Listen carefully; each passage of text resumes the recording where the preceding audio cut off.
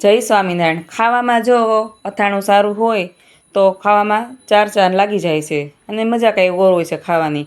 તો આપણે એક તવી લઈ લેવાની છે અને કટિંગ કરેલા મરચાં લઈ લેવાના છે અને નાખી દેવાનું છે તેલ। આપણે હળદર મરચાં બનાવવાના છે, તેલ આવવા દેવાની જરૂર નથી।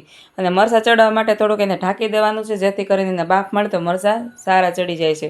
અને આ મરચાં આપણા ચડીને રેડી છે, પછી નાખી દેવાનું છે બેસન, મીઠું, લીંબુ અને ગોળ। ઘણા ખાંડ પણ નાખતા હોય છે અને ઘણા ગળ પણ નથી નાખતા। મને મીઠાશવાળા મરચાં વધારે ભાવે છે।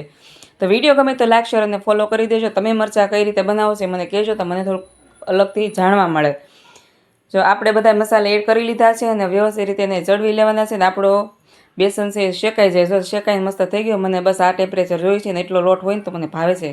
તો તમને કેટલો લોટ નાખવો ગમે એ પણ મને કહેજો।